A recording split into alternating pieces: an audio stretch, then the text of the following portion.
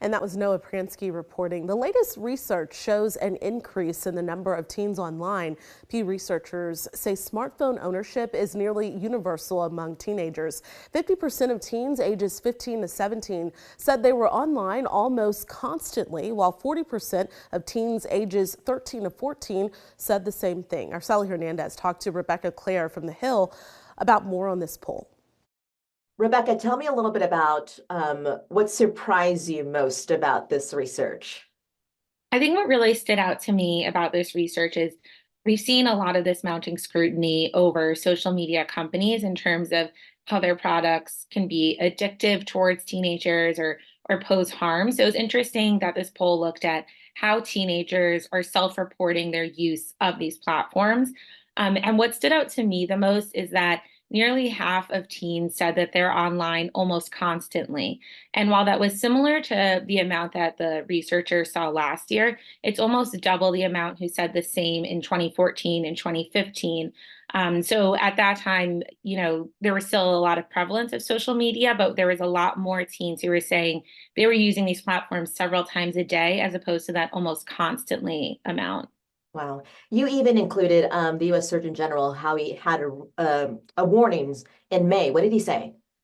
Yeah, so we saw the US Surgeon General sort of issue this advisory warning about how social media platforms can be a harm towards teen mental health. And I think that's really building on a lot of what we've seen in terms of Congress with a lot of hearings with bringing in tech executives to ask them about their policies. I think we saw this with the Facebook whistleblower, Frances Haugen, who came forward with documents, alleging that internal Facebook research showed that they know that these platforms can cause a risk to teens.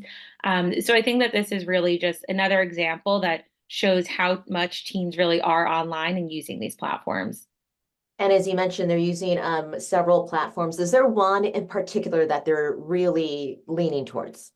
Yeah, so the two that it seemed that they were using the most are YouTube and TikTok. I think TikTok is probably a big difference in terms of what we saw a decade ago, since it's a newer app, and YouTube has really sort of remained in that top platform sector. And I think one of the other big differences is sort of the use of Facebook, which has really dropped in terms of how teens are using it. Yeah, I saw too in your article about Twitter, how it's not really at the top of those most used platforms anymore, even though it's been revamped. Yeah. And I think that's also a nature of, the type of platform that Twitter is and sort of the audience that it attracts. What do you think is going to happen next with Congress? What's down the line for them when they look at this research?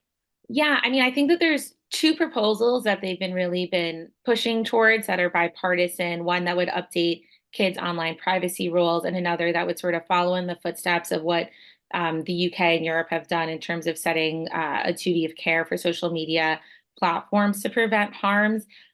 We've seen now a couple sessions where these bills have advanced out of committee and haven't received a floor vote.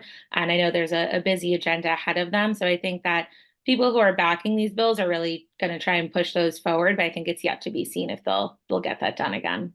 And we'll have to wait and see. Rebecca Klar with The Hill, thanks again so much for joining us. Thank you.